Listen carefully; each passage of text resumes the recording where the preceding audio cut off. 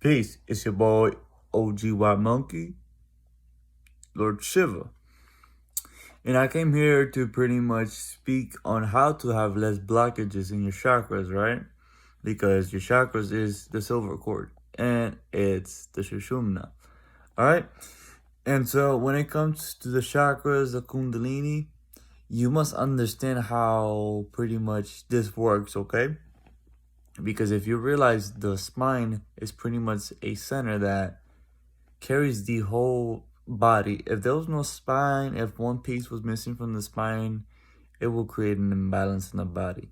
So the spine is very intelligent itself. It carries intelligence. I recommend a good book for you. Nobody's going to tell you this at all when it comes to the energy of the Kundalini, right? Because they don't give you the whole context of it. I could recommend this book, Awaken Healing Energy Through the Tao, Mantak Chia. Anyways, let me tell you. See, when it comes to the Kundalini energy, the chakras, you must understand this. When there's blockages are an indication of one, there's not enough chi flowing, or two, there is a imbalance within the chakras itself. What I mean by imbalances, there is things in your past, there's thoughts, there's subconscious, there's things that you need to work on. And these things haven't been integrated or worked with within yourself, you know? And so essentially, this creates a lot of distortions with the chakras. It creates a lot of, weird frequencies, and it creates these blockages, right? Think of your chakras as a pipe, right? And so the pipe got stuck with so much filth and water and pretty much dirt and stuff like that, and it doesn't want to flow, right? And so essentially, you gotta get your hands dirty and dive in deep within the subconscious, get that trash out of the pipe, you know. And so this is why I say the throat chakra is the subconscious, because this is kind of like the reactive mind in a sense, And you do Vipassana, the movements with the throat chakra. And so essentially the throat chakra gets cleared out itself, as with the bottom chakras. Every single chakra at the bottom, below, up, everything gets cleared out. So I recommend this book Vipassana when it comes to blockages.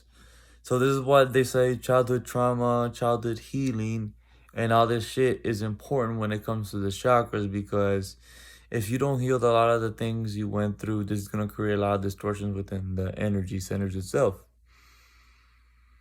Number 2, and this one is something that the community lacks. I've seen they don't talk about it as much, and is the sexual energy, okay? When it comes to balancing, they don't know what they're doing.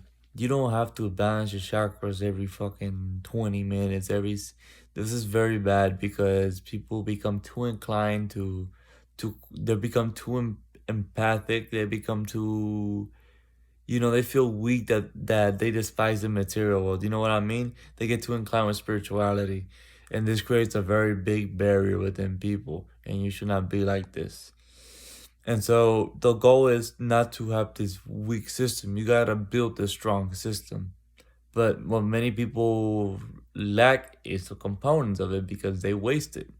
And that is the sexual life force energy. You must conserve your sexual life force. If you don't do that, you don't transmute it, you don't do pranayama, kriya, you don't do any of these techniques to essentially work, and as well the microcosmic orbit, then it's gonna create a lot of blockages within your system, and as well it's gonna create even more, because this is something that keeps your connection with the source and the spirit itself, But essentially, these are the two main factors. And you don't have to really do all this what the fuck out, You don't have to do all that stuff, Yes, mantras are good. They're good before meditating and shit like that. I recommend people, when they do energy work, to have them open, do a mantra, chant like Om Mani Padme Hum, or something that will unblock the centers itself and pretty much open them. But nonetheless, this was a short video, and this is how you pretty much the two easiest ways and the two best ways to the many ways I shared. So energy, vipassana, shadow work, etc. These are the best ways you could unblock your chakras and have less blockages within your system, okay? But nonetheless, Ojiwa Monkey out, Lord Shiva out, peace out.